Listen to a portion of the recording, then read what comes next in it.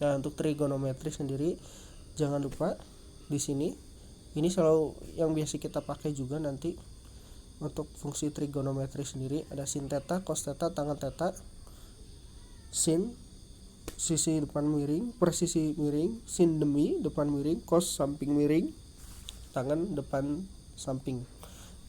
Terus kemudian teorema Pythagoras. Kemudian review selanjutnya skalar dan vektor. Kuantitas skalar dijelaskan hanya oleh besarnya saja. Jadi kita tidak melihat suatu arah. Contoh besaran skalar seperti temperatur, panjang, dia tidak punya arah. Kemudian kuantitas vektor, dia perlu besar dan arah. Contohnya yang perlu arah dan besar itu gaya kecepatan. Nah, di sini direpresentasikan oleh sebuah panah. Nah, panjang panah berkaitan dengan besar vektor, kemudian kepala panah menunjukkan arah vektor. Nah, kemudian untuk notasi vektor, jika kita menulis tangan maka biasanya gunakan tanda panah seperti ini. Kemudian jika dicetak atau di print, biasanya gunakan cetak tebal seperti ini. Nah, sifat vektor, dua vektor dikatakan sama apabila besar dan arahnya sama. Kemudian dua buah vektor adalah negatif apabila besarnya sama dan arahnya berlawanan. Vektor resultan adalah jumlah dari beberapa vektor. Kemudian dalam vektor itu ada penjumlahan, ada ketentuannya. Ketika menjumlahkan vektor, arah vektor dimasukkan dalam perhitungan. Satuannya harus sama menggunakan metode grafik maupun metode aljabar. Kita lihat metode grafik ya, seperti ini. Nah, A arahnya, B arahnya, maka resultannya kita dapat A plus B nya seperti ini, arahnya, arah kepala anak panahnya. Walaupun metode grafik yang ini juga sama untuk vektor A, B, C, D, maka berlawanan ya resultannya. Ya. Kemudian metode aljabar.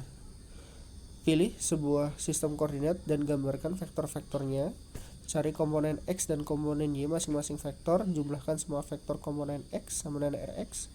Jumlah semua vektor komponen Y sama dengan Ry. Nah, maka kita dapatkan besar vektor resultannya, yaitu R sama dengan akar Rx kuadrat per Ry kuadrat. Dengan sudut atau tetanya bisa kita cari sama dengan arcs tangen Ry per Rx. Perkalian atau pembagian vektor oleh skalar. Jadi hasil perkalian atau pembagian vektor oleh skalar adalah sebuah vektor. Besar vektor hanya dapat dikali atau dibagi oleh skalar. Jika skalar positif, maka arah vektor hasil perkalian dan atau pembagian searah dengan vektor awal. Jika skalar negatif, maka arah vektor hasil perkalian atau pembagian berlawanan arah dengan vektor awal. Nah, ini ada komponen dari sebuah vektor. Kita lihat untuk komponen X. Untuk komponen X di sini ada vektor A seperti ini. Nah, dia punya proyeksi terhadap sumbu X, yaitu kita sebut dengan AX. Nah, AX ini dia punya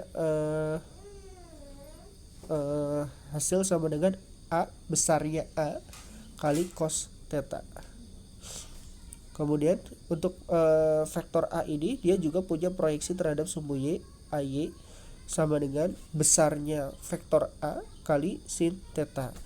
Jadi kita bisa dapat menentukan besar vektor A sama dengan, ini skalar ya, ini skalar, sama dengan akar AX kuadrat plus AY kuadrat.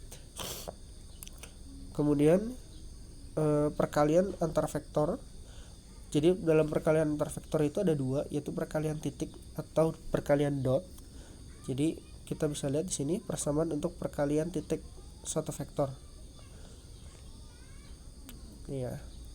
Kemudian ada perkalian cross di sini, perkalian silang. Nah, biasanya kalau perkalian silang cross ini, misal kita lihat seperti memutar skrup yang perkalian cross ini. Misal di sini kita punya A, ini B. Nah, sementara kalau kita ingin mengkalikan A cross B. Nah, maka kita lakukan memutar skrupnya ke arah A ke B. Nah, diputar ke sini. Jadi muternya ke sini ya. A ke B. Terus bagaimana kalau misalkan dia B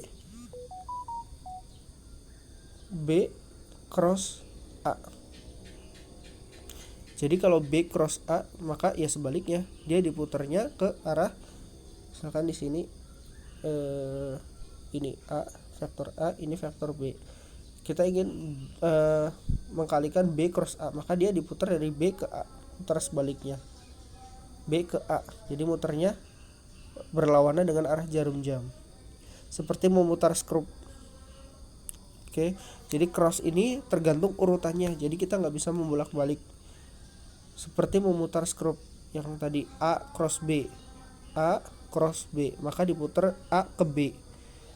Ketika B cross A, maka B diputar ke A, B ke A, jadi muter.